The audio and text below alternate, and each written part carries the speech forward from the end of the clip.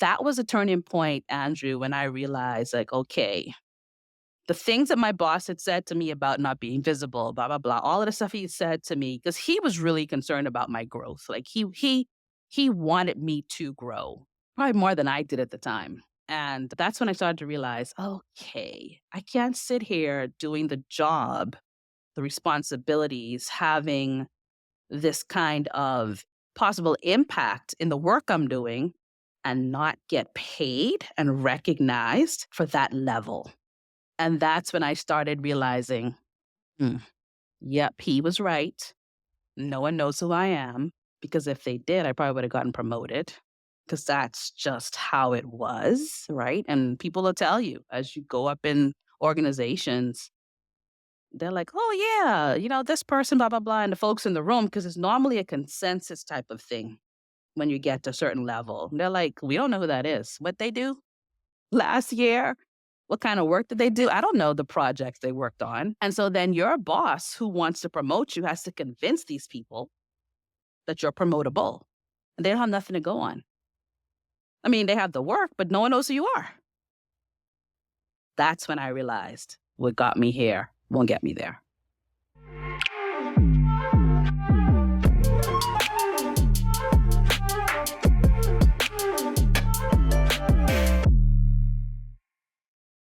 Today I get to talk to a friend of mine. For those of you who don't know, hopefully you already do, but my name is Andrew Baines. I'm the host of the Custom Journeys podcast. The goal of this podcast is to introduce you all to some amazing, diverse STEM professionals, also to help you all with guiding and navigating your own STEM journey.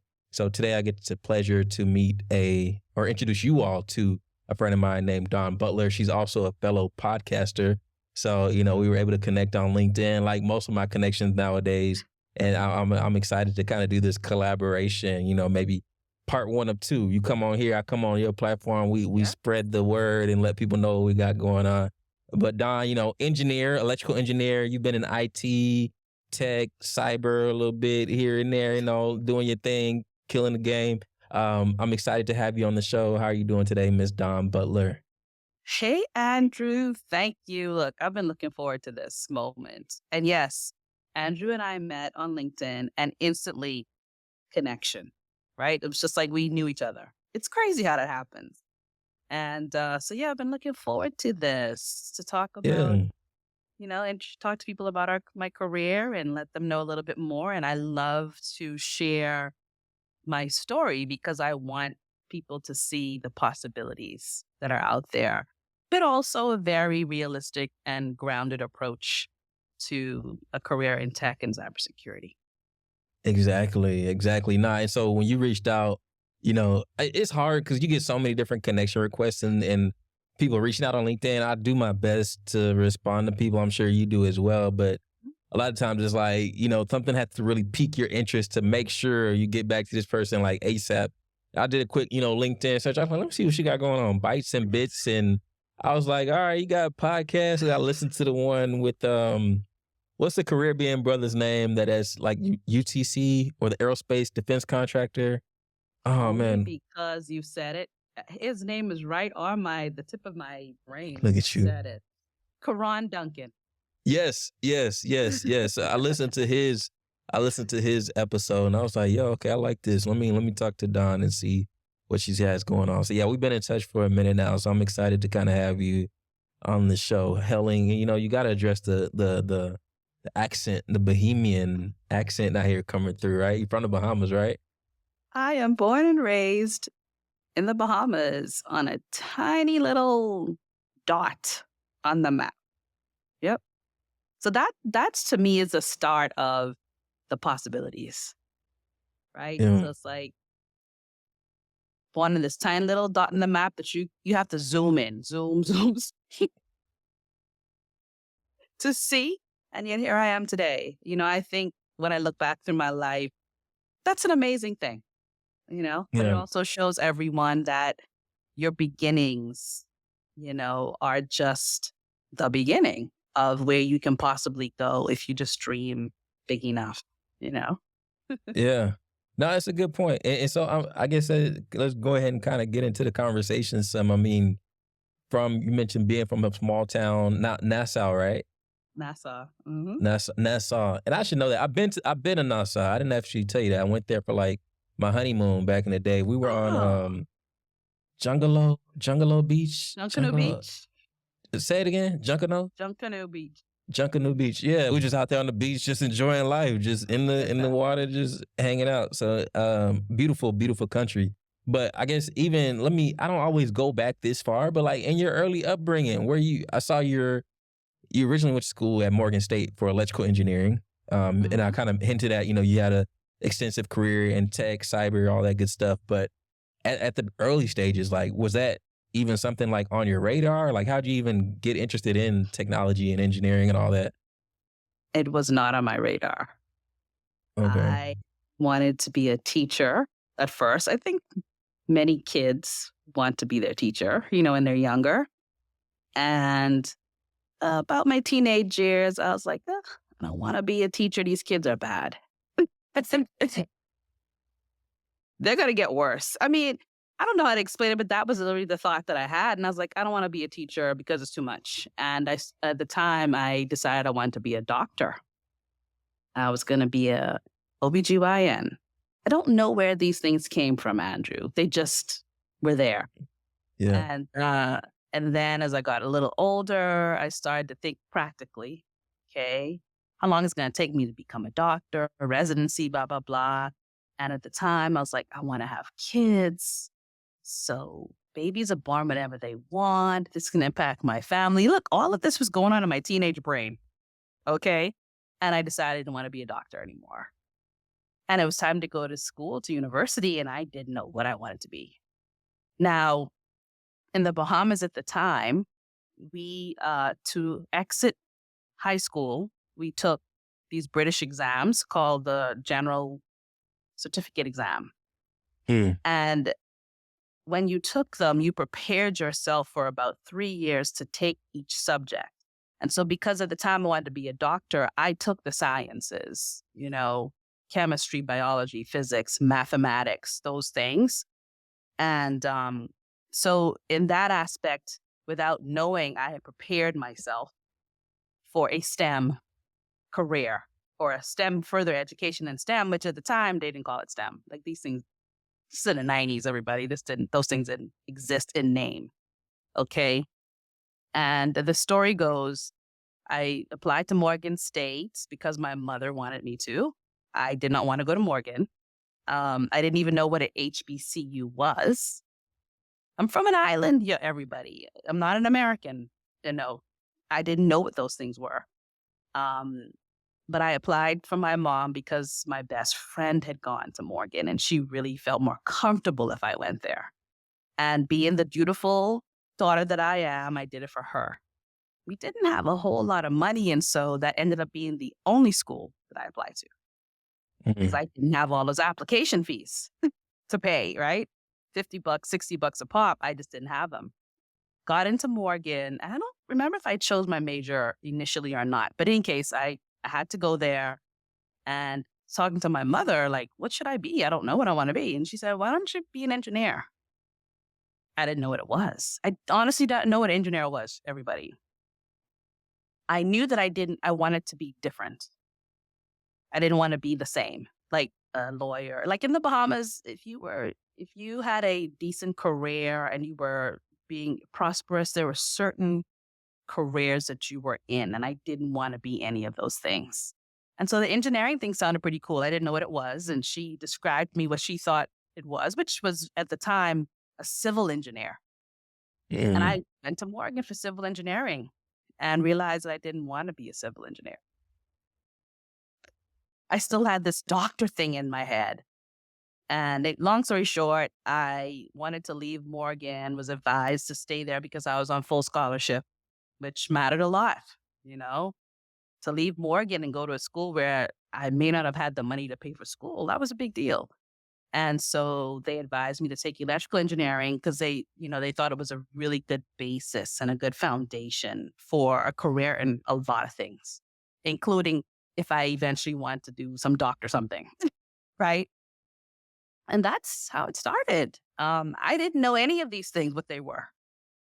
Back then, we didn't Yeah. have the internet. We just had encyclopedias.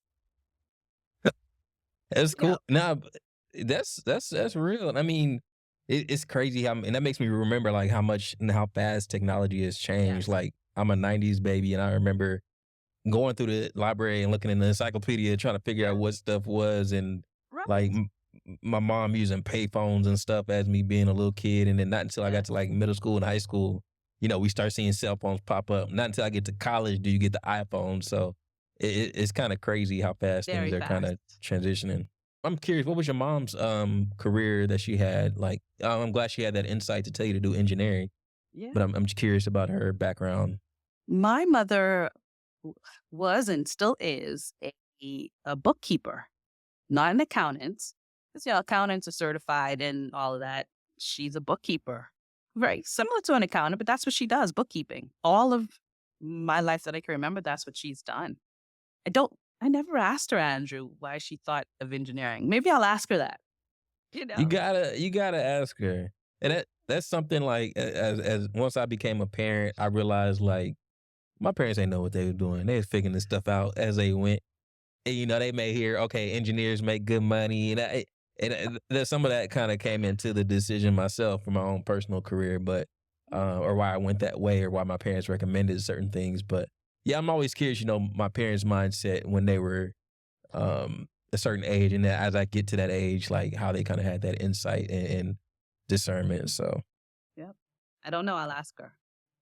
good stuff. Good stuff. Hey, so you went to, and I agree 100%. Engineering, perfect foundation, right? Like problem solving, the math, the science, the Yes. credentials, all those things help you. But obviously, that wasn't the career choice of choice. And then not only that, but you went not necessarily somewhat related, but you went a different career path. Yes. So, like, how did you go from electrical engineering into like more IT and data quality and all that stuff? Right. So the funny part of this whole story is that at Morgan State, it's a liberal arts college. And so it's a pretty rounded education, I like to think.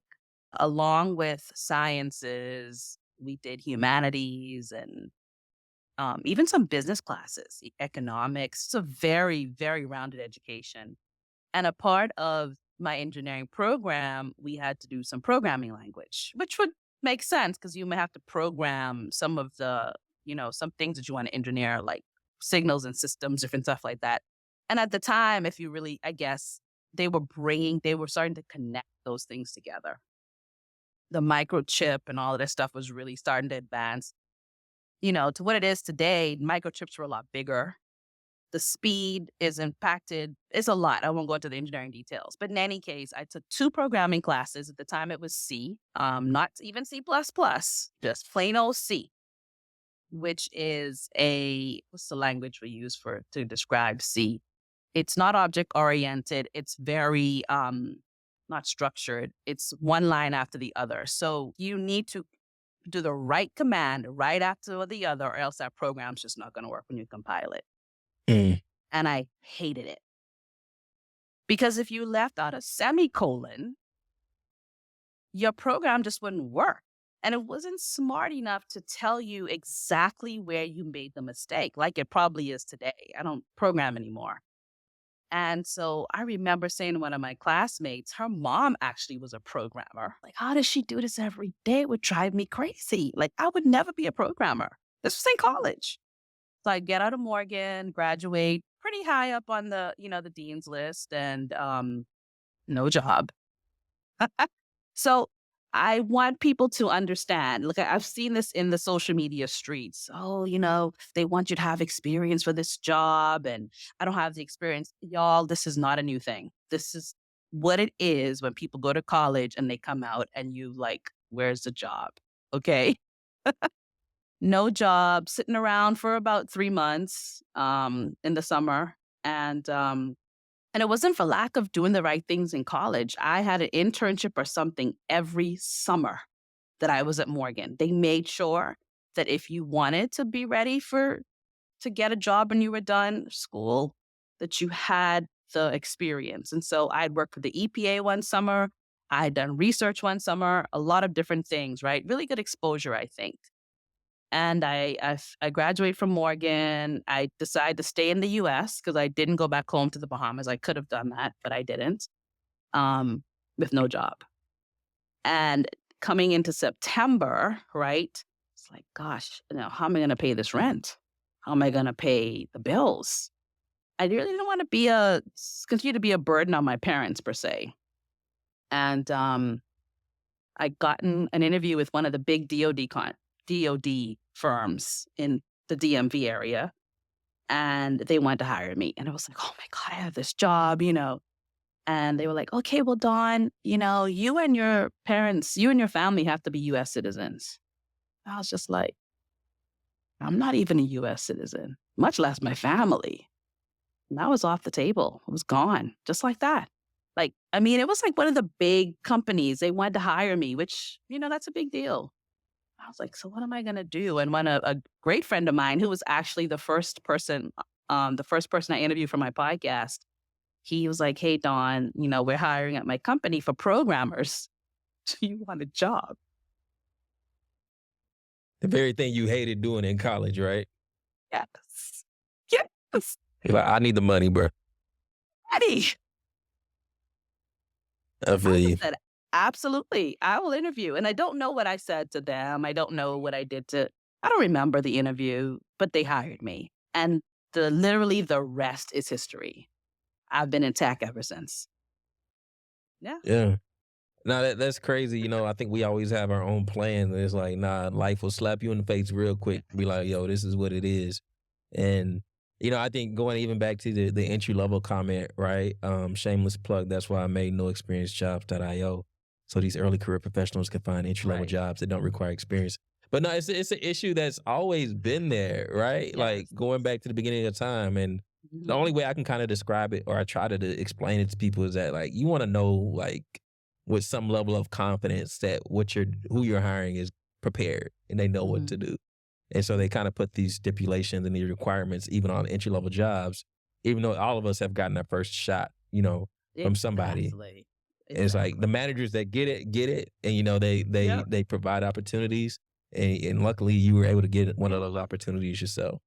For sure. I always tell people when I've pivoted, it's because I call it the magical moment between me and the hiring manager.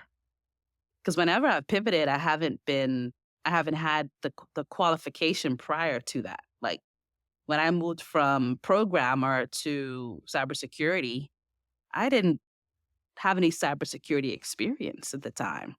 I had done things related to cybersecurity, but the manager liked me and they saw potential in me and they hired me. And that's how it's always been when I've pivoted. There was just that something that person saw in me that they were willing to bank on, right? And so Hmm. that the key. And so if you're in a situation where you're looking for a job and you're pivoting or you're entry level or whatever, because you can be entry level, I think, at different phases or different stages, I like to call it. Um, it just has to be that moment. And if it isn't, it just wasn't yours. It's frustrating, but it just wasn't yours. I mean, you could get hired by that person and then they don't want to help you. They don't want to teach you. And you are worse off, most likely, than if you had not gotten that job. Yeah. But let Yeah. me push back, and let me put my Okay. let me take step into the shoes of these early career professionals, because some of this stuff I hear all the time. But Mhm. Dawn, you know, it takes so long to apply to these jobs. These recruiters don't be calling people back. I get Mhm. the first interview and I don't hear nothing back. Like, how do I connect with these hiring managers if they not even, replying back to my messages, or they ghosting me? Like, what do I do then? The only thing I can say entry level is that's going to happen for the rest of your career. Don't think it happens just to you. It happens to me. And you go on my LinkedIn, people see my LinkedIn, they're like, oh, wow, you have an impressive experience. And I'm just like, sometimes when I'm applying for these jobs, you wouldn't think so, though. you know? Have you doubting yourself? Oh, Be like, am I not that girl, yes, that person? exactly. And it's like that for everybody. But the one thing that a big lesson I have learned, and I won't say I have extensive application of this in my life. It's happened to me a few times. When people say that networking is important, when I was younger in my career, I used to go, whatever. Nah, it's what I do. It's my work that matters. I've completely made 100, not 80, or is it 360? Whatever it is. Yes, 180 degrees. Because if it's 360, I would go right back to where I was. Yep. It's the techie in me. Like, There you go. mathematician is like, no, it's not right. Get it right. Nah, you got it though. 180-degree turn on that. Like it really, unfortunately, is about who you know. Um, and so I do say I am sorry to say to you that I don't have any fairy tales to tell you. And when I think too, as underrepresented people, minorities, whatever word you want to use to describe people of color, right? BIPOC, whatever. We got a little extra stuff stacked up against us. And as hurtful and as angry as that makes me, that is our reality. I don't know, Andrew, what do you think about that? I agree with you wholeheartedly. And I think I think when you're first starting out, and I don't want to just say young because it's to your point. I think the early career is at different points, right? When Mhm. you're pivoting, you can be considered early career, Right. especially if you're depending on the size of the transition that you're making. But particularly when you're young, I remember being 24 and having my mind made up, like, yo, I'm gonna get this bomb GPA, and I'm gonna walk in here with honors, and these people gonna be rolling out the red carpet for your boy. And I get to the career fair and they like, great GPA, but you ain't got no experience.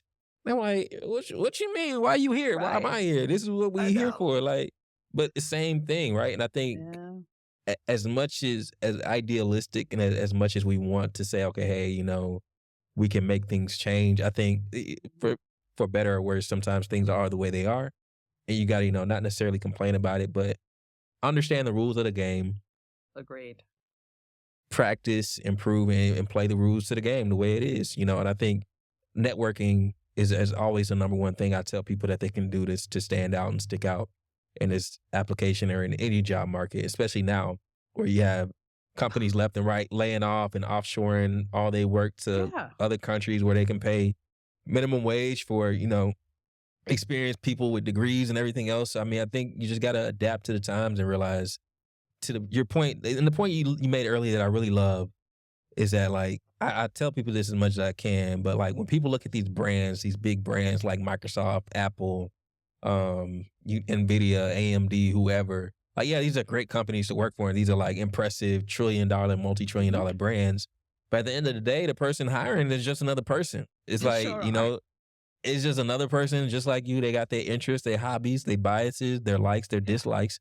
How can you connect with that person? And that's what I think it boils down to. And so figure out a way you can relate to them. So, um, Yeah. That is so true. And I think for those of us, and I say us because I've been there, who are nervous, and then impacts the interview and all of that stuff. If you remember, they're just a human being on the other side. I know when been in hiring situations where I've had to interview people, I'm nervous going into the interview myself, because it's like I'm there to make an impression on that person as well. It's not just them, because if I decide that's the person I want to hire, I want them to like me. you know, I want them to accept my offer. So they need a good impression as well. I mean, I've gone into interviews and the person left such a horrible impression on me. Even if they offered that job to me, I wouldn't take it. mm, Cause it's like, wait, I have to go work for that? Also one of the big lessons I learned throughout my career. Those signs are there to talk to you. Like, you go into interview and the person isn't paying attention to you, they arrive late. Those are signs of that work environment. And you have to ask yourself the question, do I really want to work somewhere where the people are okay to show up to an interview, something so important that they do that? And something else I wanted to say, Andrew, about the game. You mentioned the game. mhm, Can you imagine? And that's why I said this challenge that entry level folks say they have is not just theirs. When I was coming up, we didn't have AI. We didn't have all the technology tools, right? one of the big complaints with people in hiring and recruiting is the ATS system, the application tracking system that screens you out automatically. That didn't exist back in the day to the level it does.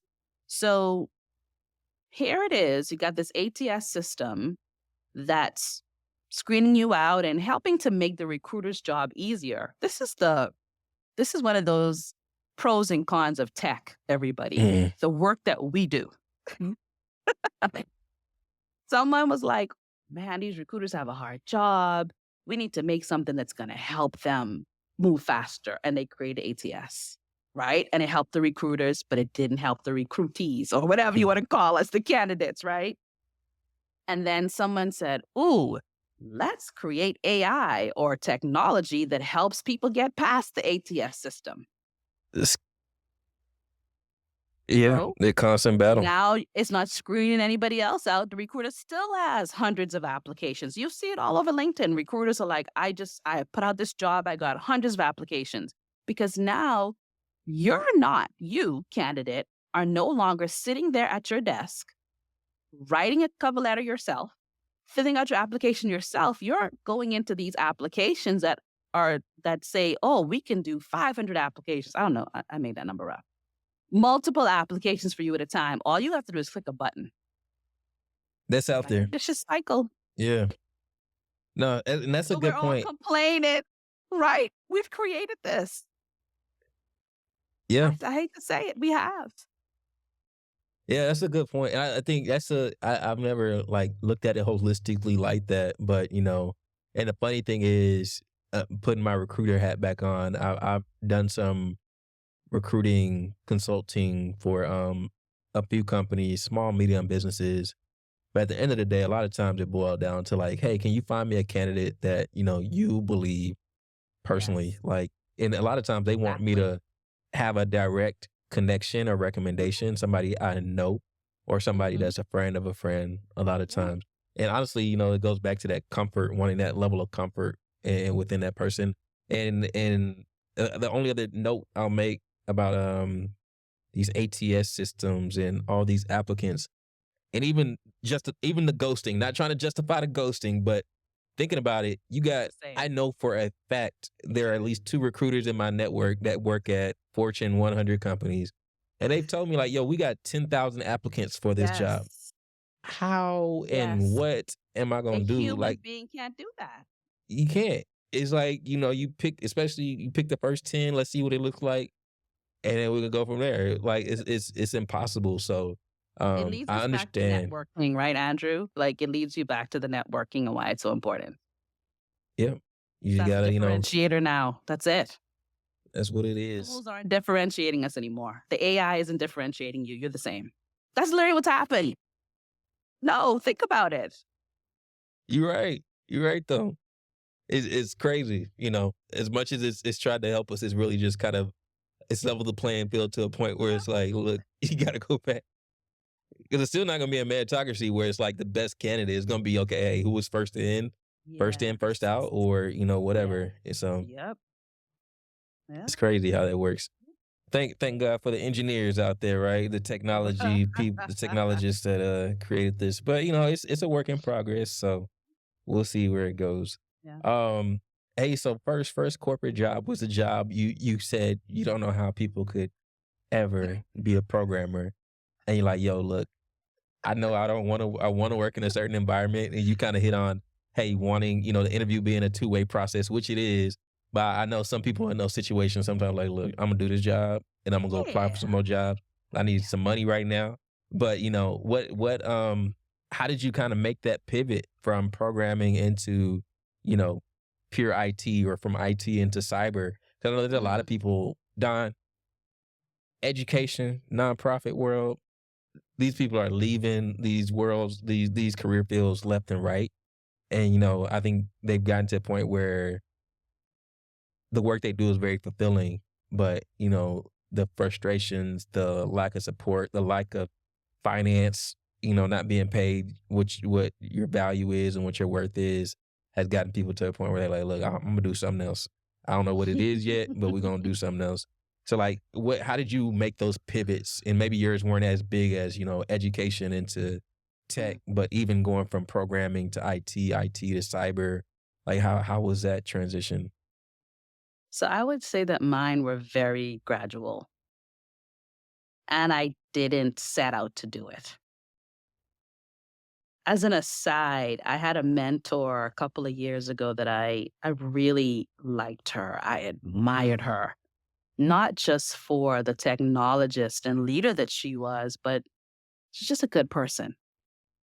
And those are the type of people I like to have as mentors, right? People who have good qualities, good character, things like that. And one of the first times we met, she said to me, she said, Dawn, I, I didn't plan to be where I am.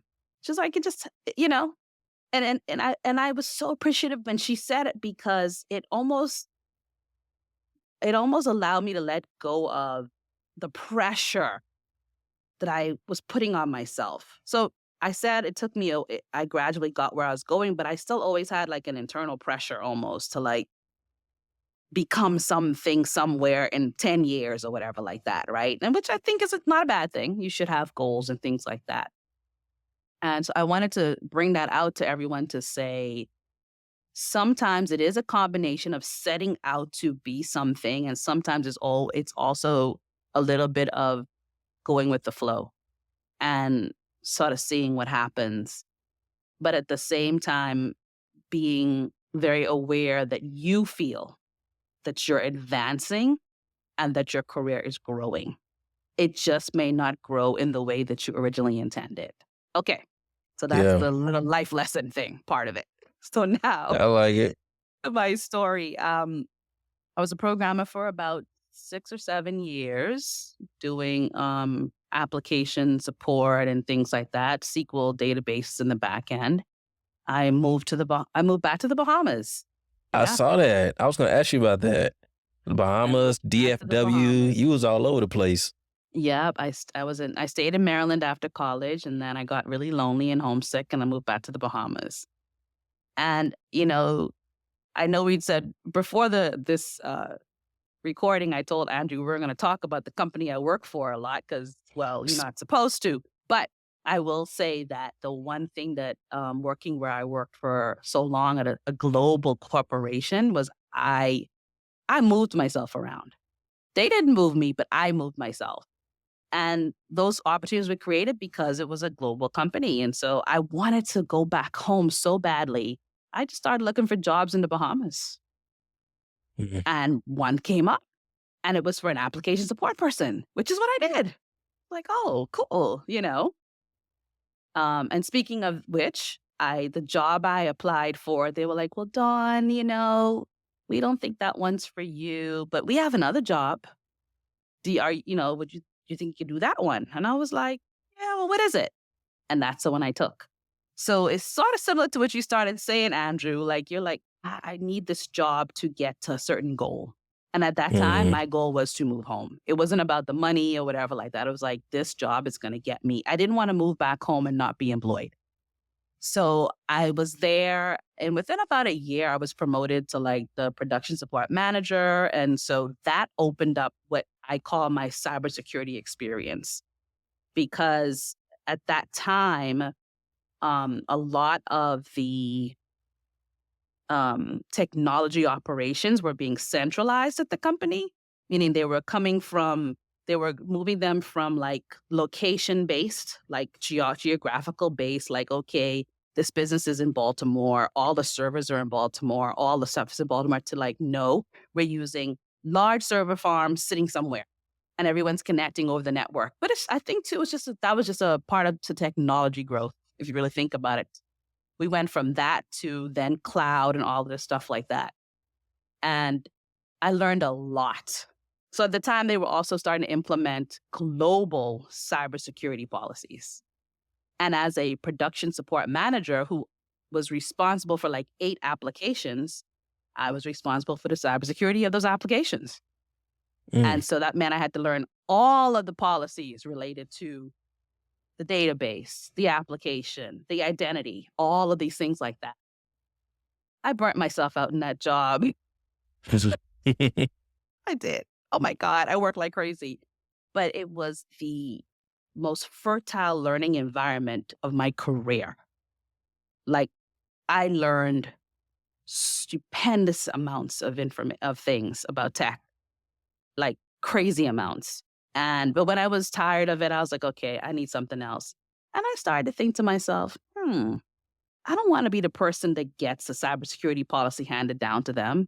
I want to be a part of the people that make the policy. And started looking for jobs. And I came across a business analyst job in a cybersecurity organization and applied for that.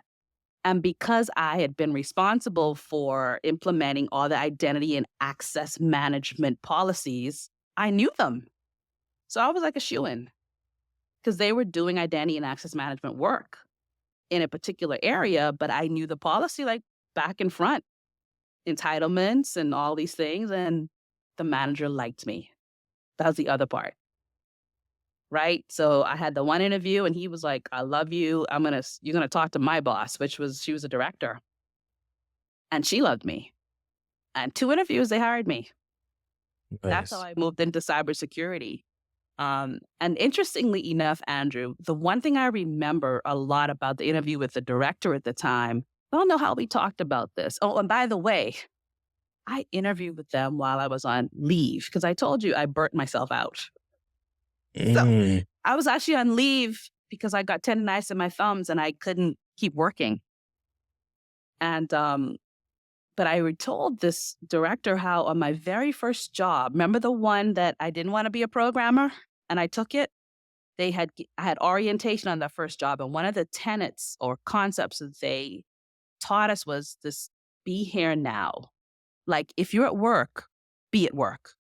If you're doing something, be here. And I kept that mentality all throughout my career. And I talked to her about that.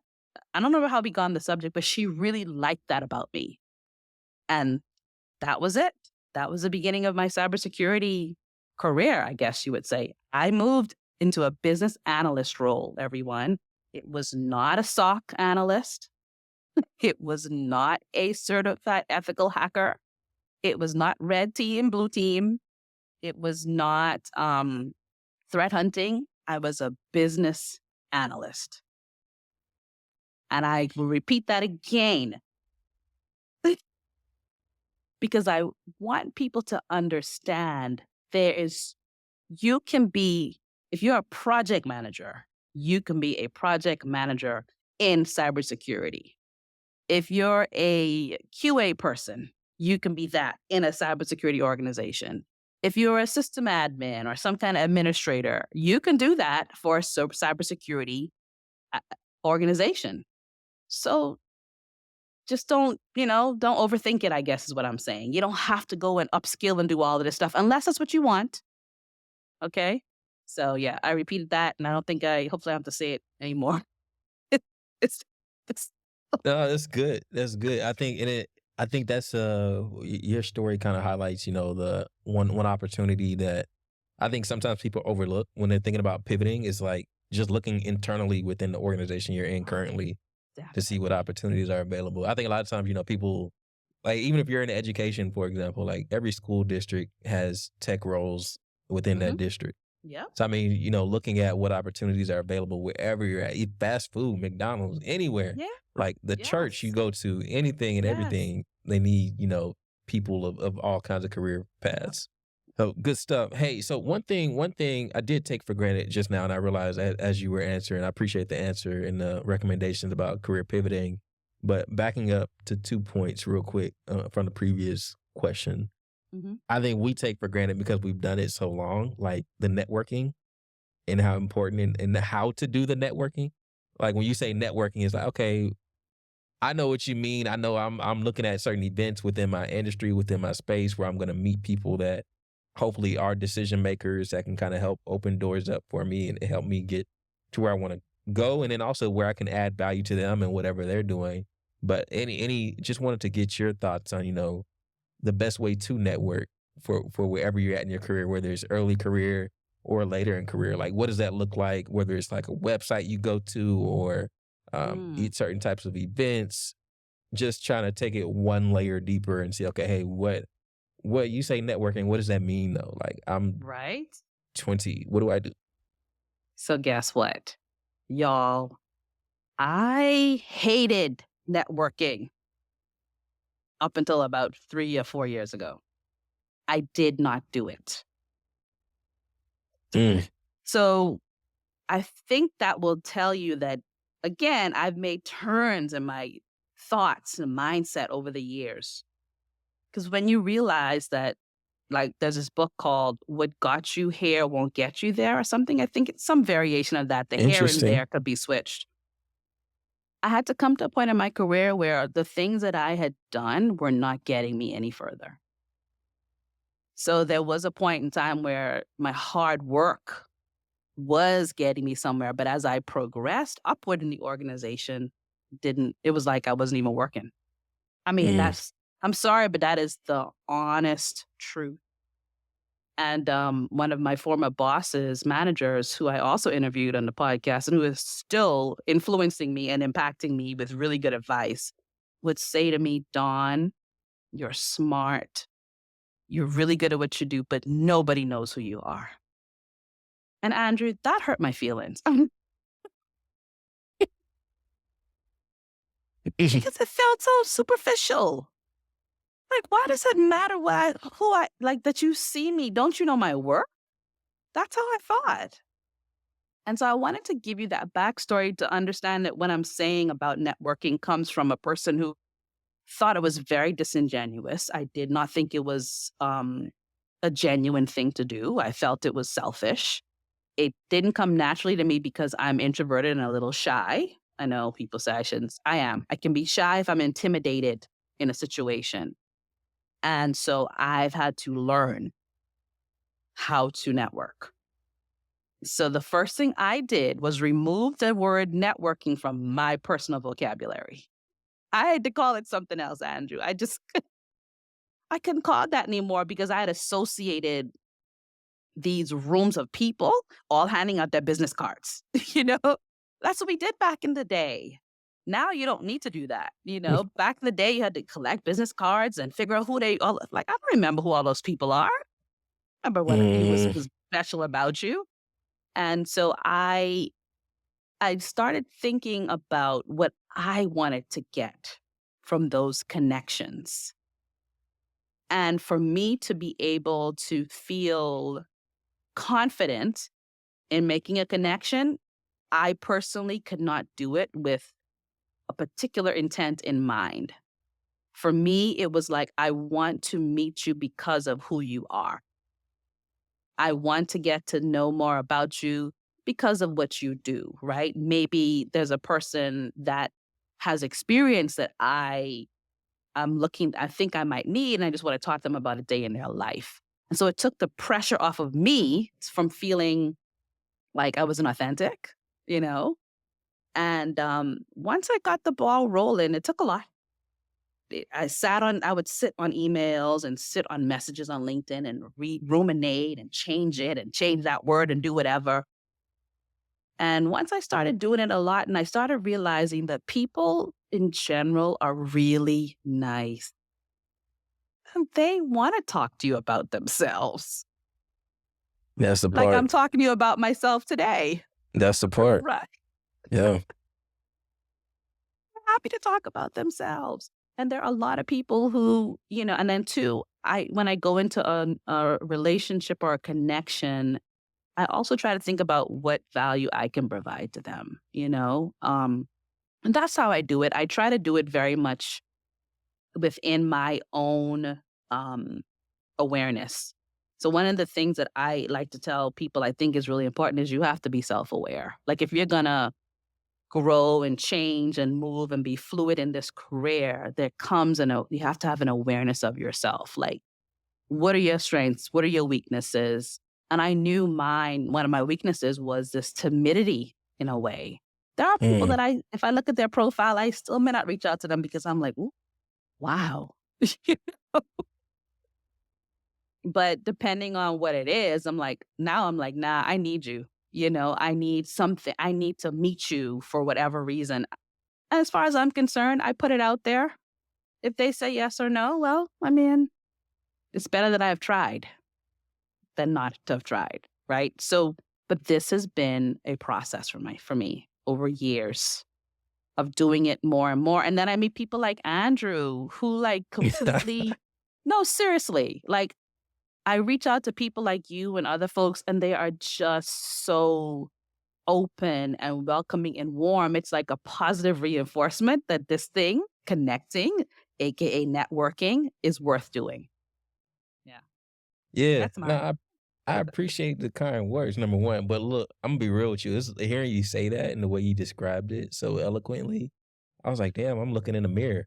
Like these are all the things that like when I think about networking and like even personality wise, like now I feel like I've grown out of the timidness, the shyness, and things like that. And I'll be honest with you, I think we both have a cheat code with podcasting, oh if I'm yeah. being honest, where it's like, it makes it a lot easier, right? And I get to, improve or sharpen my communication That's skills true. and everything else. But like all those things you mentioned, it's not just me, but I'm sure the people watching this as well, they struggle with some of these same things. And it's Mhm. like the in out the that showmanship, the Mhm. the lack of authenticity, that part of it where it's like, "Hey, man, yeah, let me tell you about." It's like, I think that gets to a lot of people and it rubs them the wrong way where like, "Man, I Mhm. don't wanna be sold anything. I just wanna, Right. meet you for who you are, learn about what you're doing, Exactly. see how I can help or."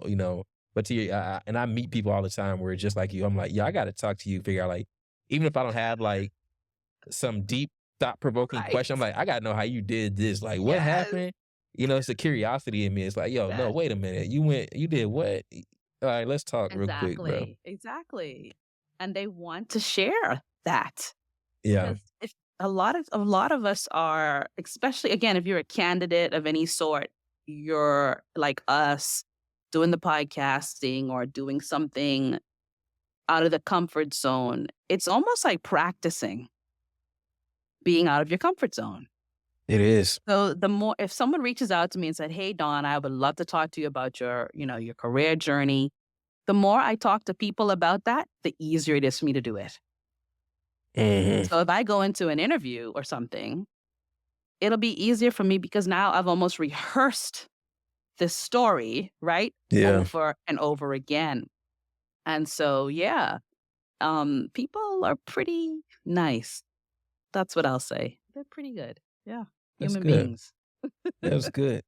Hey, so when you mention, shy, introverted, a little timid at depending on the situation, but then, you went into leadership and you were leading a team Yeah. in the Bahamas. Like these 2 things don't go together, Don. Like what's the deal? Like how does this happen? I kid a little bit, but how does somebody that, describe themselves as shy and timid and, you know, how do you end Mhm. up leading a team of people and getting everybody on board to do the same thing and, all that stuff? Like how does that happen? It wasn't easy. I didn't do it well the first time that I did it. I didn't. That's a I real admit that. answer. I I didn't do don't it know how well. many managers I'll get to come on here and say, "You know what? My first time managing a team, I kinda sucked at it. I was not That was good." horrible. I was not good. Really? I was horrible at delegation. I didn't delegate, and when I did, I didn't do it properly. I look So you back just now and you I realize that.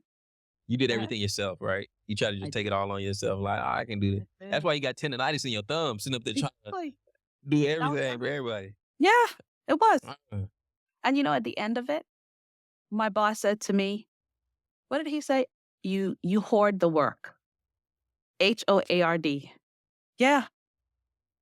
And I was sitting there like, what? You think I'm here intentionally doing everybody else's work? I'm just trying to keep things running. I was the manager. And at that point in time, I said, okay, I won't do that anymore. And I didn't. I stopped. It literally was like, yeah, that's not mine, that's theirs. Oh, man. So no, I did it horribly the first time. I was not good at it and I didn't enjoy it to the point where I said I would never manage again. But I didn't answer your question about the shyness. So I am shy. I can be shy in certain circumstances. But all throughout my childhood, even into my teenage years and adulthood, I always had leadership positions. I was the student counselor of my class every year of high school. Mm. Um, at my church, I was leading praise and worship. I was singing in the choir. Well, you say I leading praise and worship? in a team. Yeah, in the team. I Oh, was on the praise and but worship you team. front and center, like on the stage Yes, singing and yes. okay. As an elementary school student, I was if we had like our spring production or we call it a spring play, I was the MC, like the person who hosted the whole thing. Uh, But back then they did it because I read really well. So I was a really good reader. And I read with expression and whatever. And so they're like, yeah, Dawn can do it. And so I got practice being in front of people. So even though I would be nervous and shy, I just learned the art of being in front of people and like going with that feeling, for example. Like even today, like at my job, I'd been for so many years, whenever I had like a major presentation to make, I would be completely nervous. I mean, heart racing, everything until I was done. And then everyone would message me, Dawn, you did so good. That was so, and I'll be thinking, I was? You didn't hear I was nervous? So like, no, not at all. I'm like, well, good. self-critical. You need to add self-critical on that. Well, oh no, I do. I am self-critical. Like, in fact, one of my coworkers told me one time, he said, Dawn, you're just too critical of yourself. I know I am. But Yeah. I work through the stuff, right? I go through the stuff. And again, someone said to me one time, please stop saying you're shy. Stop saying it is not true. I was like, well, I've practiced. Honestly, I've practiced out of those things because there are points in my life where they weren't doing me any good. Mm. And so it's like, okay, I need to learn a different type of behavior. And I would just put myself in uncomfortable positions, discomfort. And the more I did it, the easier it got.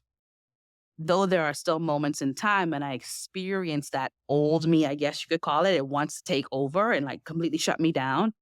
And then I'm like, nah, no, no, no, no. I really want this thing, or I'm growing. I'm always trying to grow. So that's sort of how that happened.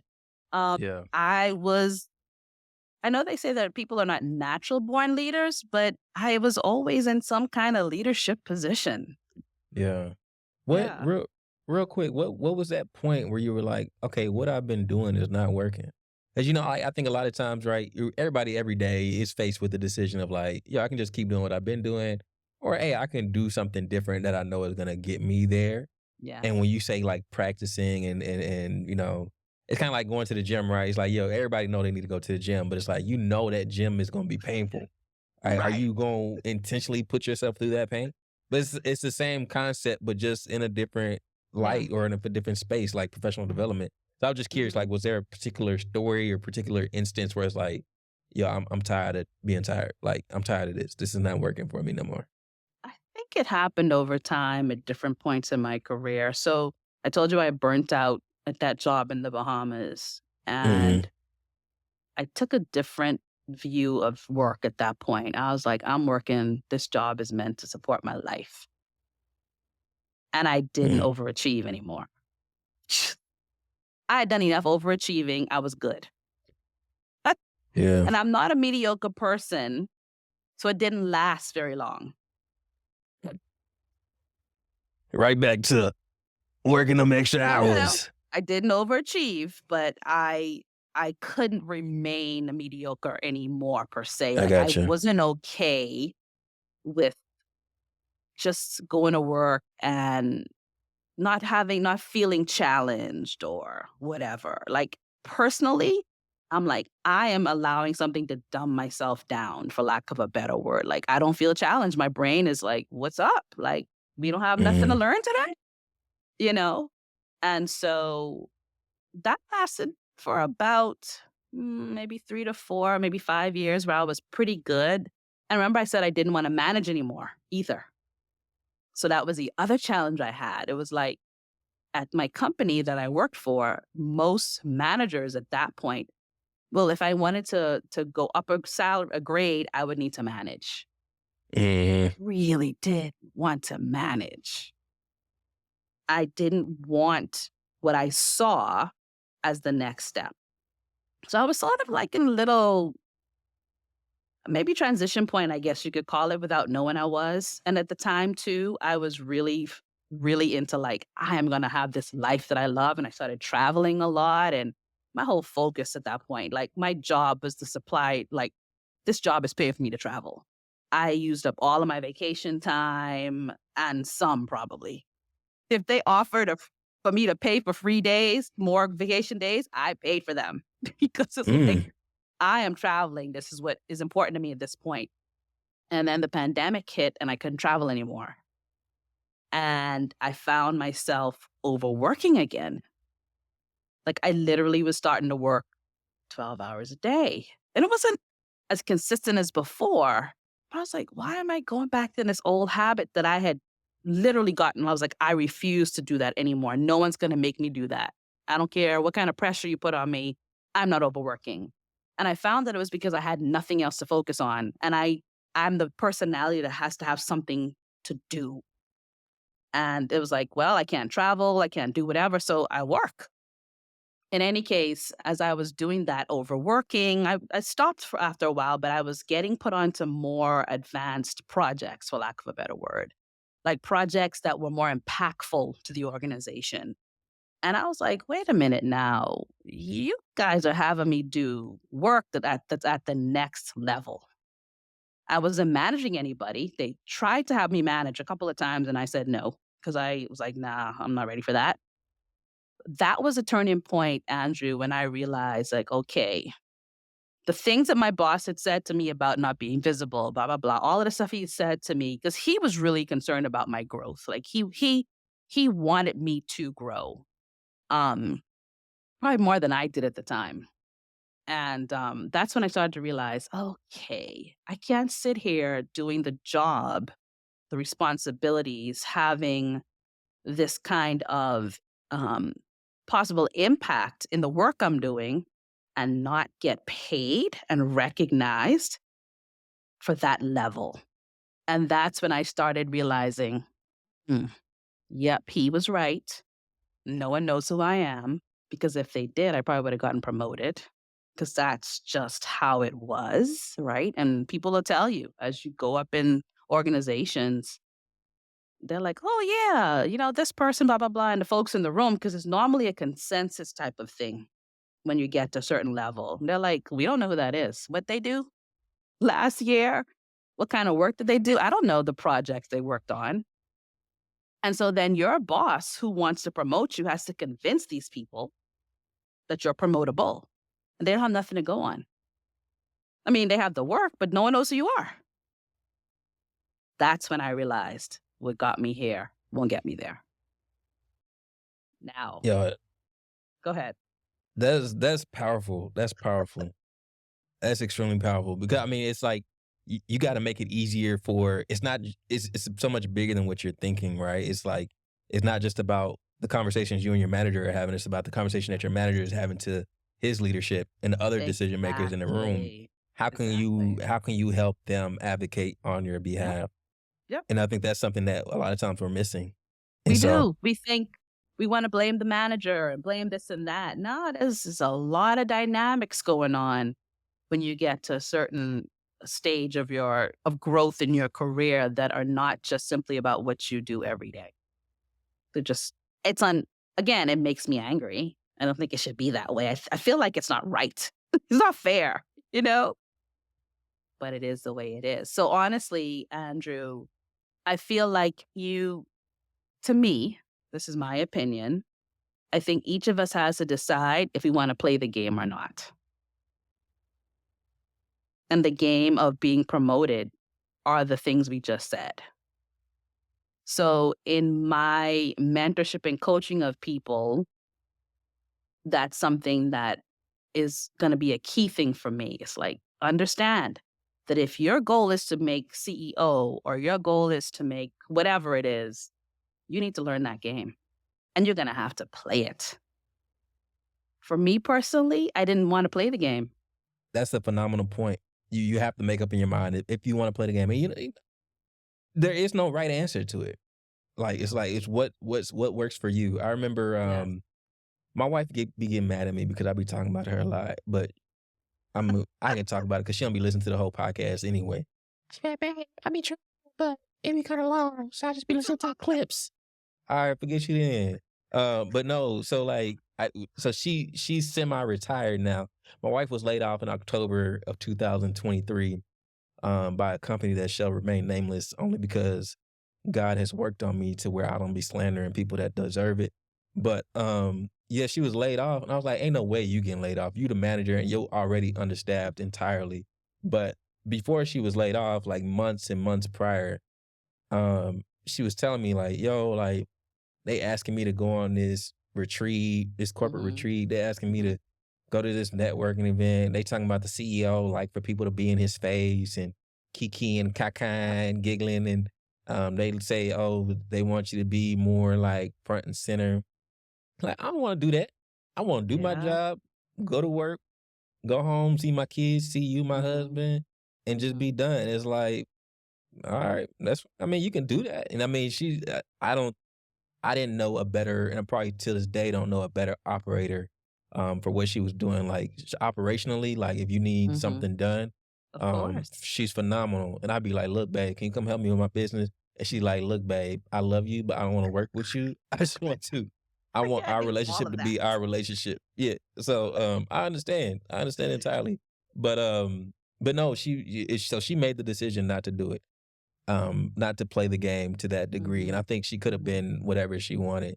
Oh, yeah. A lot of times we would have conversations. I'm just gonna be real. We have conversations about her leadership, her like direct manager, and I'm like, babe, why don't you just apply for this job when it's open up? I'm like, you could do this. She's like, babe, I don't want to do that. They're gonna be asking even more of me, and I'm like, Yeah. all right. And so did that play a part in her getting laid off? Laid off? I don't know. Maybe they say it was budgetary, or they combined her position with another position, but I don't say that to like freak out anybody. I think still you Right. have to make the decision that's right for you. But Yes. at the same time, it's like if you played the game different, I think it could only help you. But again, that is something that you have to make a decision on Mhm. internally. So Yeah. You gotta again, it goes back to what I said earlier about self-awareness. You have yeah, to know, even if you were to open a book and it prescribed certain steps to take, they may not all gel with you because you're not the person that wrote the book. You're you. So you have to always be aware of yourself. Like what gives you joy, what doesn't. I ask people sometimes when they're looking to pivot and they're saying, "Oh, whatever the job they're doing, they don't like it." And I say, "What exactly don't you like?" If you can name that, then it's possible when you go into the next thing, you could choose based upon what you don't like. But if you don't know what you don't like, then you could end up in a job doing something you don't like again.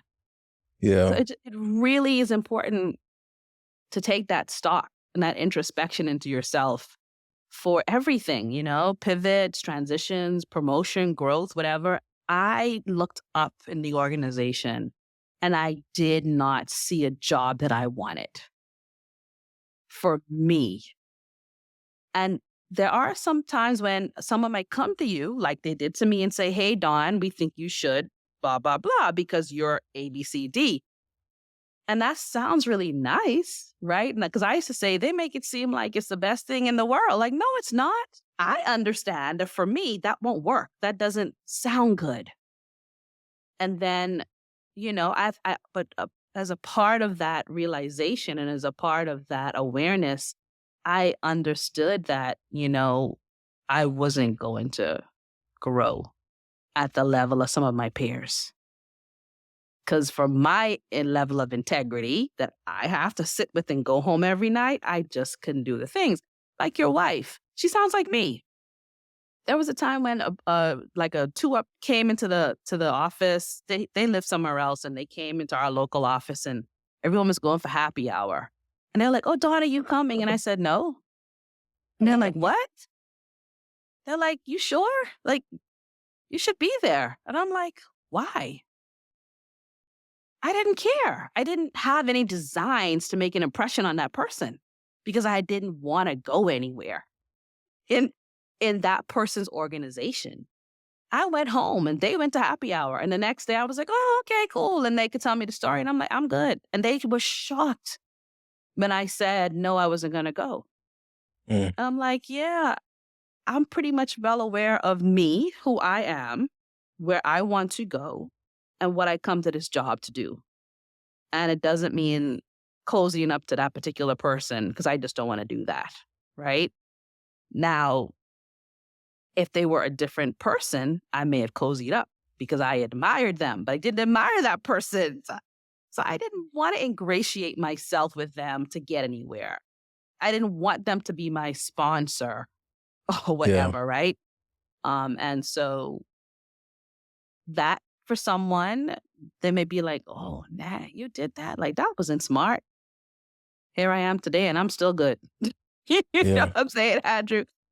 I don't regret much. I do know that if I had made different decisions over time, over the years, that I could have a different trajectory in my career. But when I think about who I am and every day and my emotional well-being and all these things like that, I'm pretty good with the decisions that I made for myself. Not saying I wouldn't change some of them, but I'm okay. I Yeah. think I'm where I'm supposed to be. Yeah. American culture, right? Like the corporate culture that we live in, a lot of times it's you're always looking for that next promotion, that next salary increase, the next bonus check. So what you're saying is like you're completely self-aware and completely comfortable with, not maximizing your earning potential to the highest degree. How did you somebody's hearing this and they're like, all right, Don, that sounds cool, but I kind of call BS. Or like you probably saying that from a place of privilege. Maybe you making, I No, don't know how much sir. money you was making, Don, but maybe, you know what I mean? So like, Mm, how do you get to that point where it's like, you cool with that? great question. And I said I was going to try to answer faster, but that is like a multifaceted answer.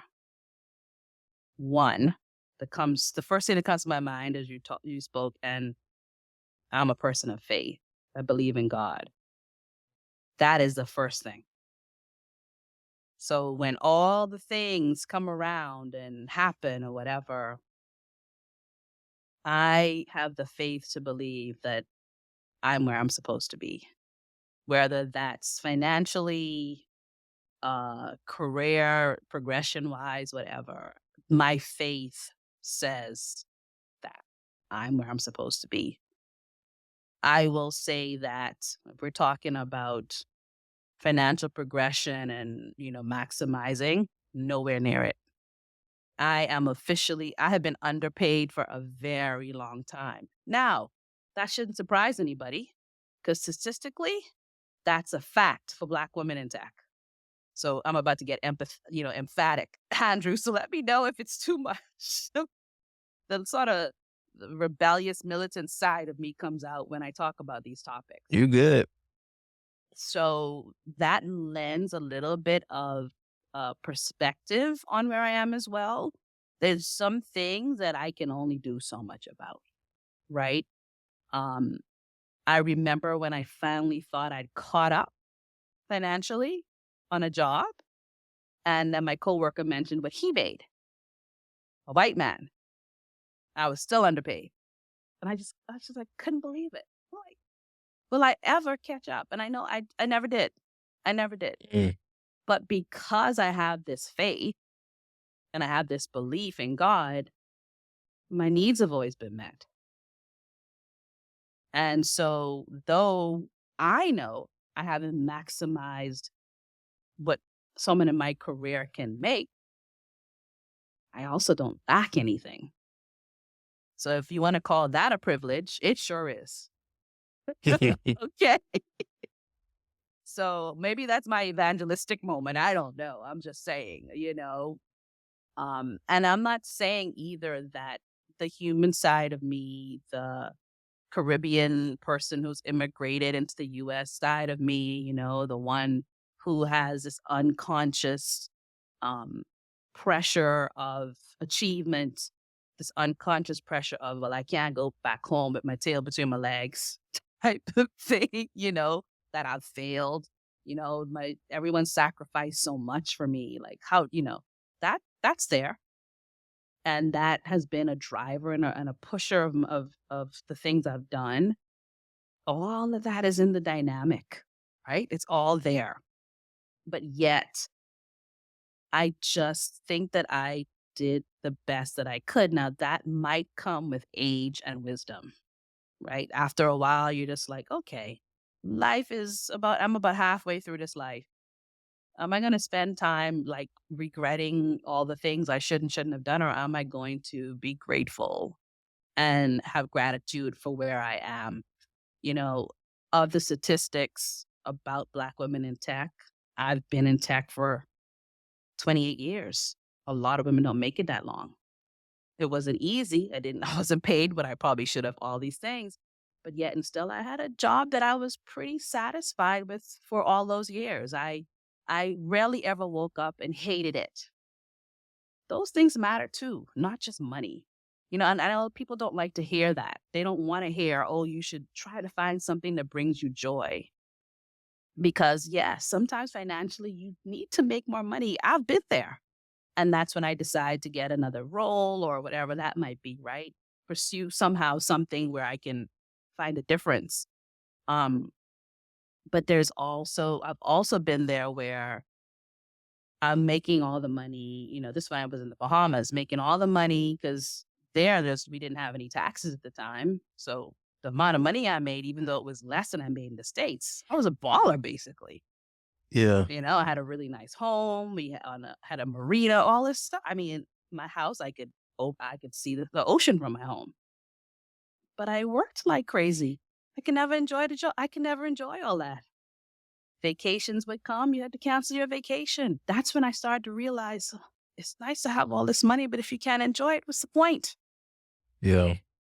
So trying to get that balance, of achievement, of being financially sound, of having your needs met, of realizing that you are doing a lot better than the majority of people out there.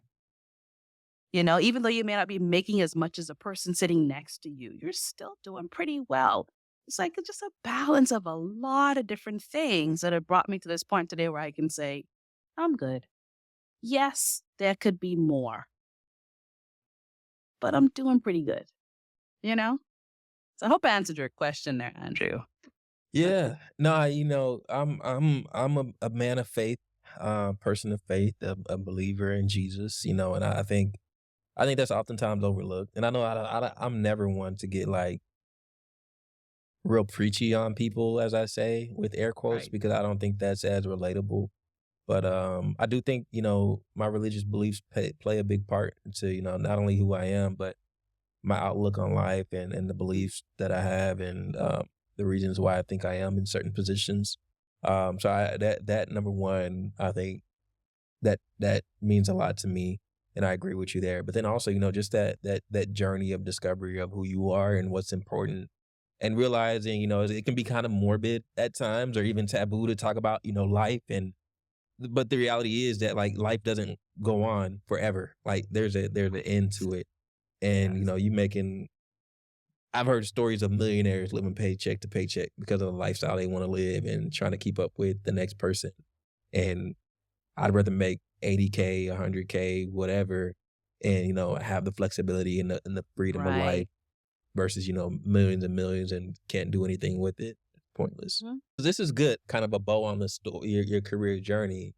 You got to that point where you were like, okay, hey, you don't want to manage a team, but you realize, okay, hey, there's a next natural step in progression if I'm gonna get paid, but to actually do the things I've been doing. Does that mean that like you became like a tech lead or like a manager? What was kind of like that next? I did become a manager again. Okay. I did. A better one I this time? Oh, much better. So much better. My team were always saying to me, like, Dawn, we really enjoy you as a manager. I had other managers that said I was a good manager. I like to learn the lessons. in my life, right? I don't like repeating things, much less repeating the same mistakes I made, you know? And though I didn't progress the way that I wanted, so, ideally, I would have progressed from one grade to the next. What I ended up doing was staying in the same grade, but because I was managing again, I made more money. And honestly, y'all, that was at a point where I was like, I need to make more money. I need to make more money.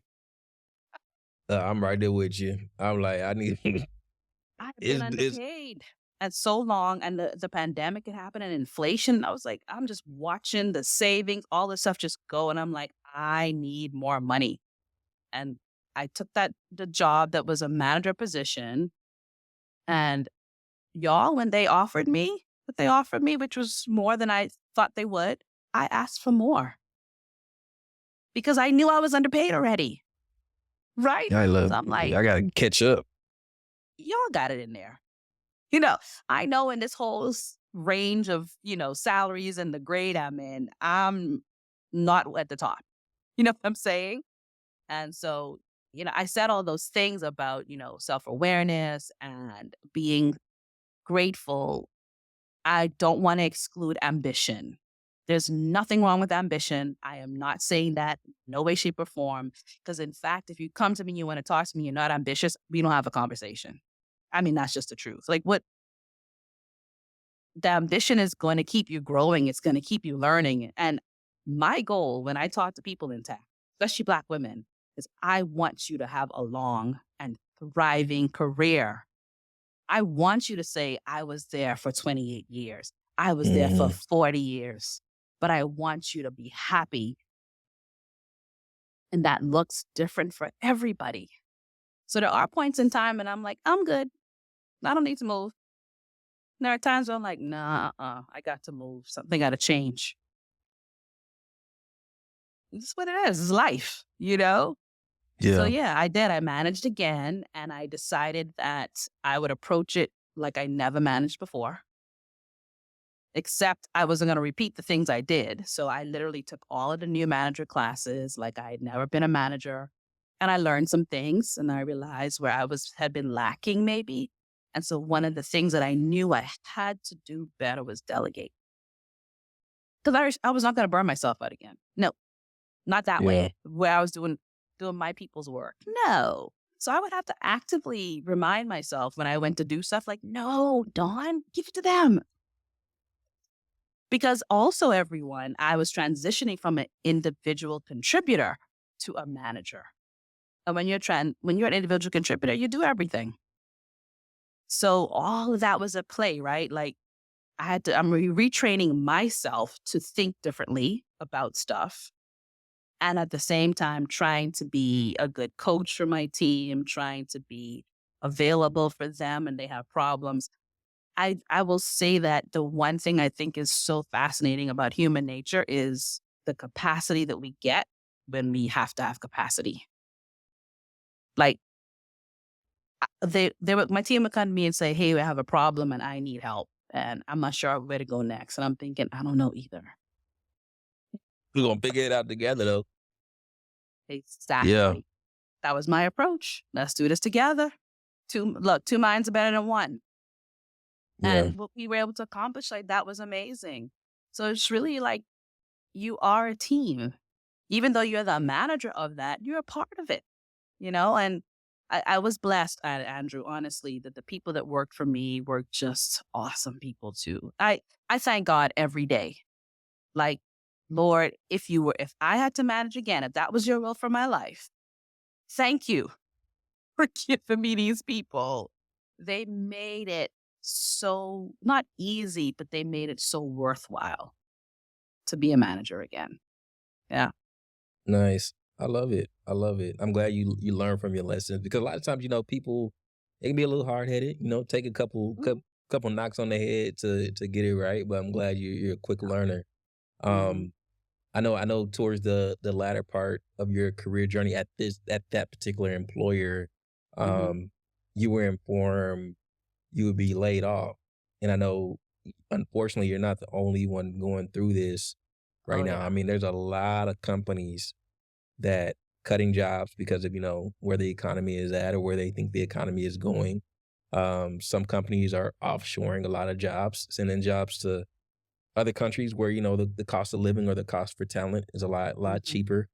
Yeah. Um, how, and we don't have to get into specifics because I know for those watching, you're still working through, there's people watching, number one, but then number two, you're still working through some of those details of the layoff. But how do you navigate that? Like, if somebody unfortunately gets that news, like, how do they prepare? Like, what do they do when you get that email or that random Zoom invite Right. and it's just you, your manager, and HR? And you're like, oh shoot, what's happening? Why y'all want to talk to me? I don't want to talk to y'all.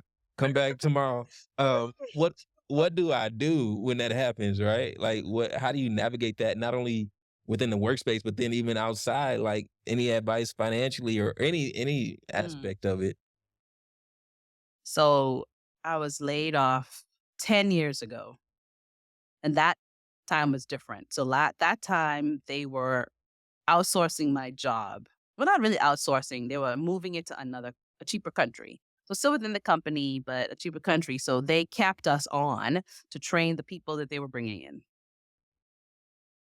Don't know if that was the best idea, but I will say that the one thing that well, not the one thing, one Wait, of the wait a things. minute. Wait a minute, Don. I'm sorry. I got to Yes, interrupt you you heard me. because you're not about to replace me and have me train You the person heard you it. talking about taking my job, bruh. It You ain't gonna heard work. it. And you getting laid off. You not moving to a different role. You getting laid Right. off. So you gonna fire me, but you want me to train The my whole replacement team. first. All right, let Yes, me go that back was to the their solo shot. plan. I'm sorry to interrupt. Go ahead. That was the whole plan. And, we talked about being people of faith. So we live by a certain code or creed or whatever. And I'll tell you, there were moments when my bitterness was like, I ain't helping nobody. Right? And other times it was like, "Yeah, it's the right thing to do. You're still being paid. You're still on the job. They're paying you. Right. So, yeah. And I remember then because I ended up in that job for months that I was told I was laid off. Months. Yeah. Yes, because they had a hard time finding replacements for us. That should have been like the evidence they needed right there. But And maybe whatever. we need these people to do the job Right. then, right? But Some that's people terrible. They need got skill you set. waiting like in months When on I end, say just like months. that's And so, wild. yeah, there were times when Diabolical. yeah, it was. And there were times when, and I think, again, being a person of faith and a believer in God, I know that sometimes we're tested.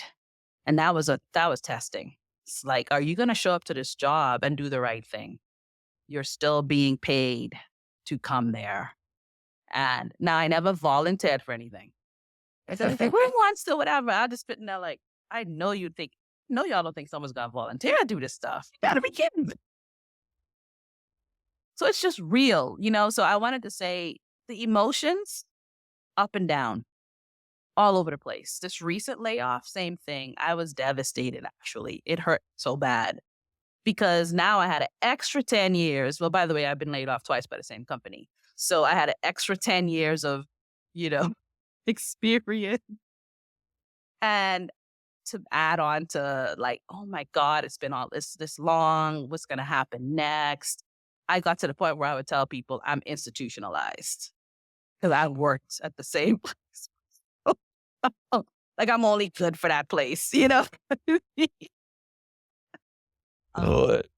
no, so yeah, I had periods of mourning, like Yeah. real grief. Um, and but again, because I have this faith inside of me and this belief, I had to eventually take stock and say, okay, this is happening for a reason. Why? And I already knew everybody about 2 years ago that it was time for my tech career as it was living to wind down and end. I already knew that there was something more for me than what I had been doing. And the last few years had created this burden in my heart for Black women in tech because I had started to have this eye enlightening view of what my experience had been, and it hadn't been the worst, but it hadn't been the easiest. And started to understand that because of my upbringing on an island in the Bahamas and coming to the States, that I was sort of like a late bloomer to what other women, especially American women, are experiencing in their careers, because they grew up with it. I didn't grow up with the things they experienced. And so I developed this really strong burden to want to help Black women in tech succeed and to thrive. And again, success the way you want it to be, not the way society says, not the way the culture says, what you want and experience as success. That's what's important to me. So I tell people who I talk to is like, look, when we're engaging together, I'm always going to be asking you, how'd you feel about that? Did it make you happy? Mhm. Did it bring you joy? Because I want you to not just survive in the field, and I want you to thrive. And your version of thriving, like mine, may not mean progression. It might mean diversifying your experience, like I did. I literally did programming, database stuff, business analysis, project management, program management, data quality. I did, and that even though the money wasn't maximized, my experiences were maximized. Like the capacity that I had and my flexibility and adaptability. Like I look back and I'm like, whoa, I did a lot of stuff and different stuff. And that says a lot about me as a person. And so, yeah, it wasn't always easy, but it was what it was. And now I'm at the point where I'm like, okay, I'm grateful that they decided to, as my sister said, pay me to leave. That's what my sister said. She said, Dawn, they're paying you to leave. I'm like, that's true. Yeah. If I had just left, I wouldn't have gotten paid. Yep. Facts. Perspective. Perspective. Not discounting all the other feelings I had. Let me tell you, it's been months to get me to this point where I can talk about this like this. Like I had Yeah. been processing. Some days I get up and I am just crying, like, what the heck? This is not what I planned for my life. This is not what I planned. Yeah.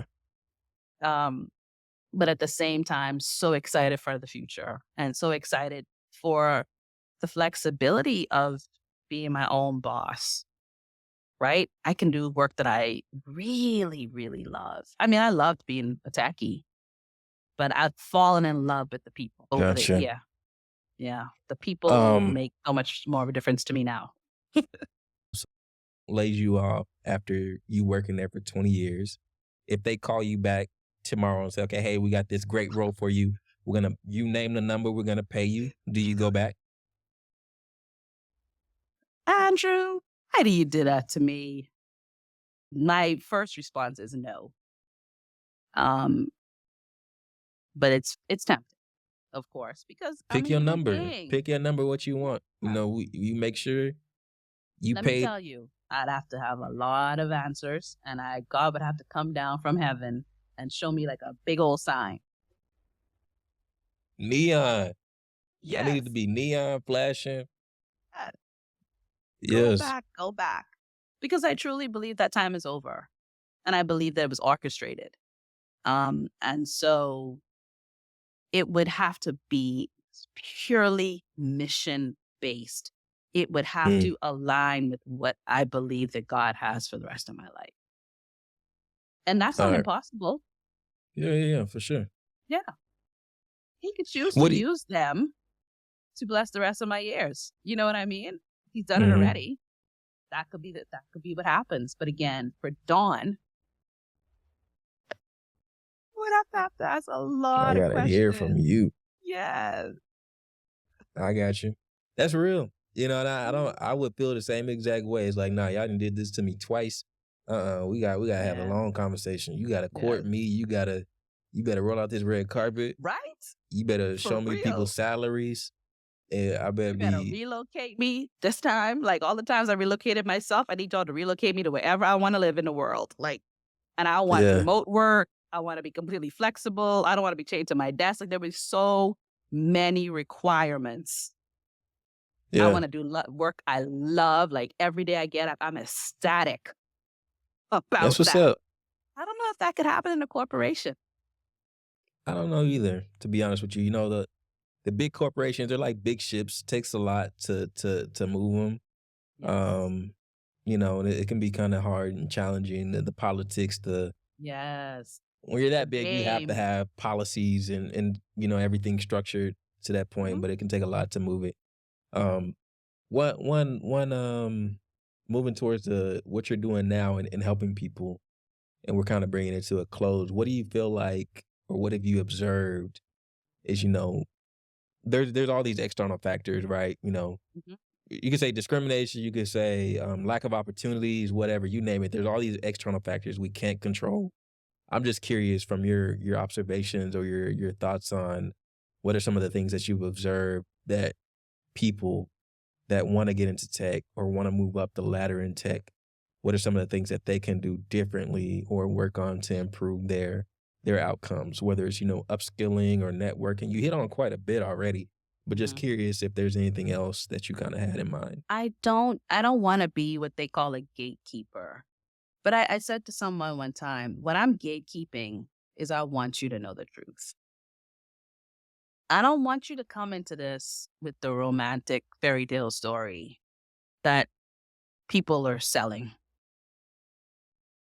I saw in a social media group the other day, someone said, "I work in this area and I'm starting to burn out, and I heard that it's work life, I need work life balance, and I heard that I can get that in IT or something." And I was just like, "What? Who told you that?" I said, "Okay, now I'm not saying I have the greatest breadth of network.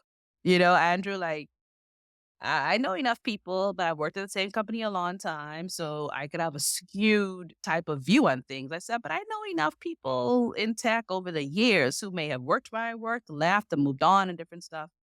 And I have the podcast now. That's also something that helps me to see different viewpoints.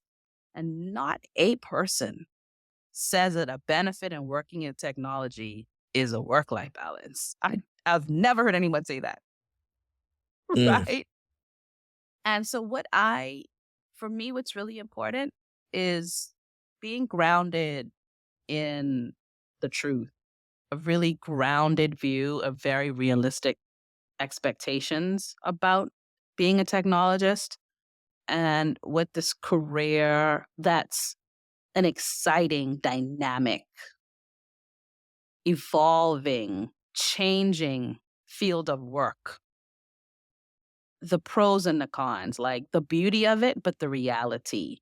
I had someone say the other day, and if everyone goes and listens to my podcast, when I publish this episode, you'll hear it too. She said, you know, soak up the compliments. Like if someone says you did a good job, let that soak in. Don't just like, keep moving and forget that they said it. Soak it up, because in our field of work, everyone's moving and doing all the time so much that they don't necessarily take a lot of time to say job well done or whatever.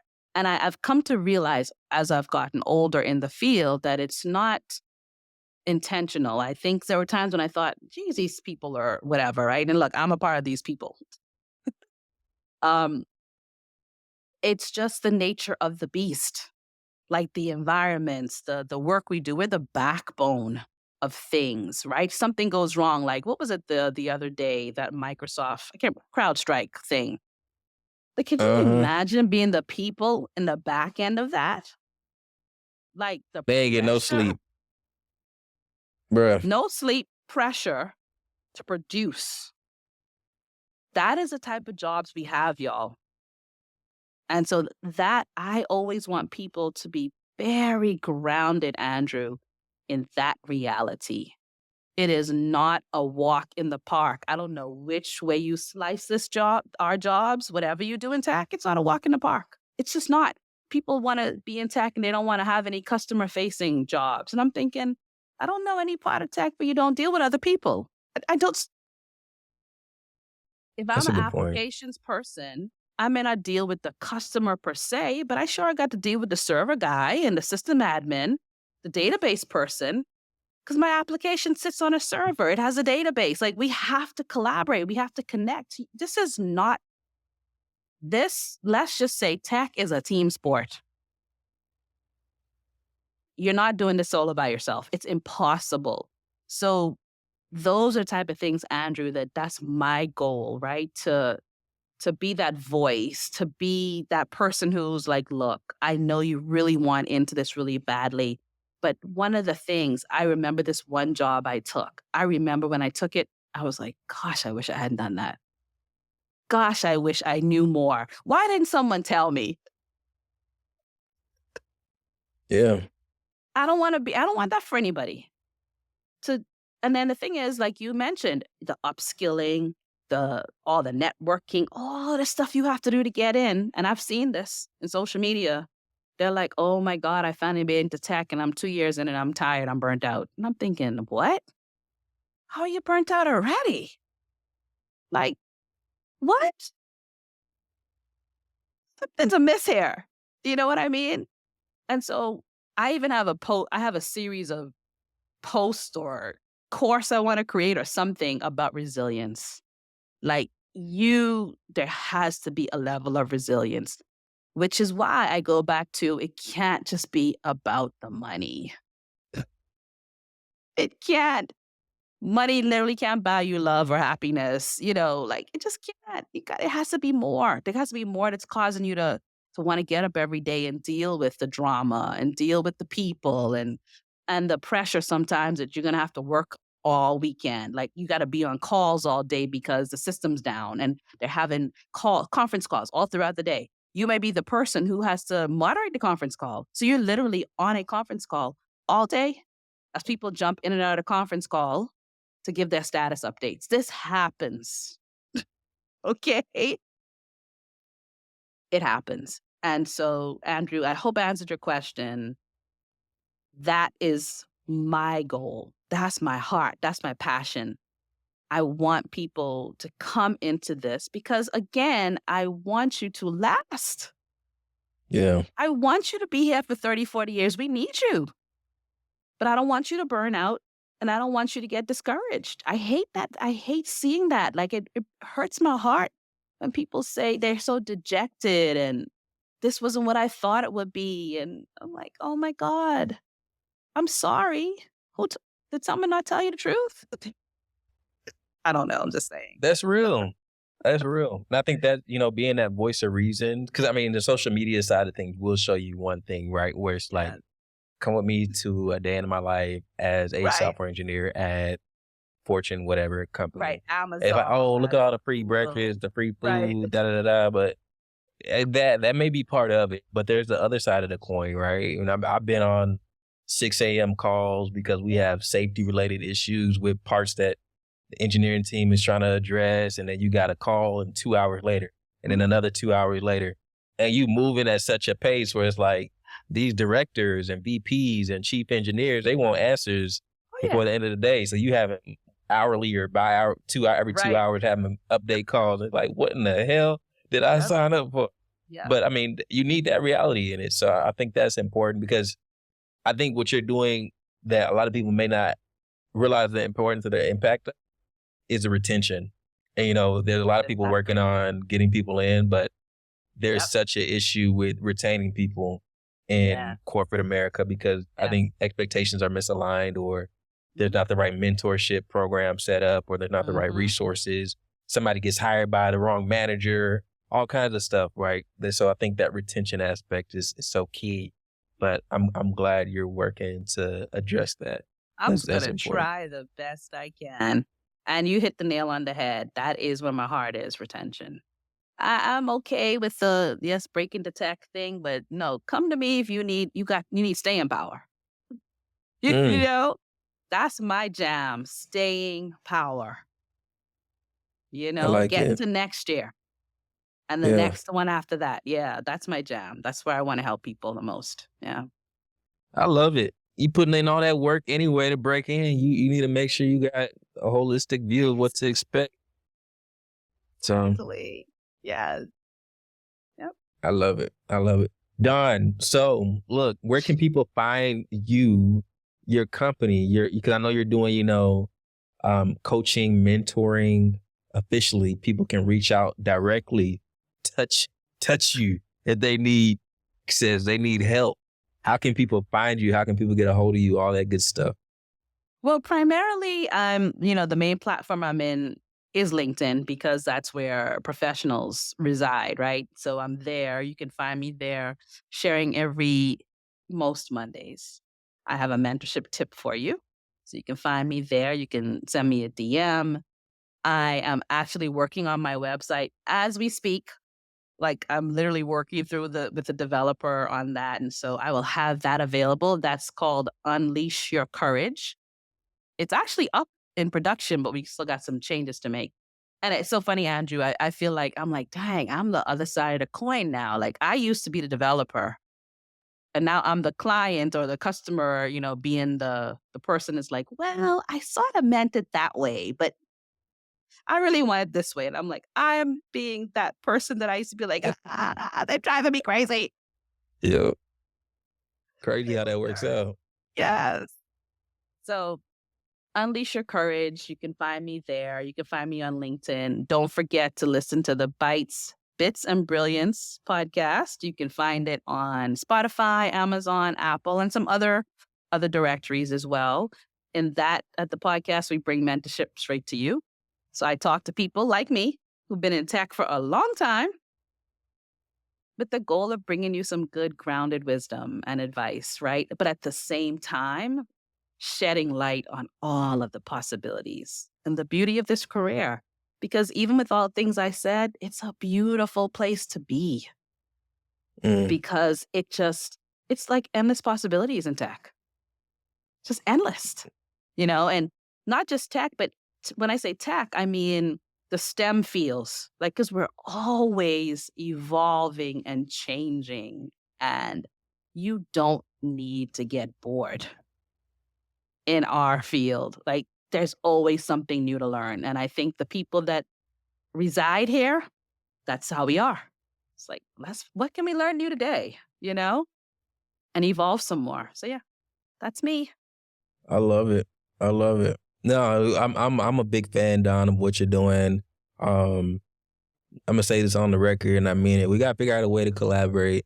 I know we're gonna do the podcast thing, but yeah, let's figure out something where we can, Yeah.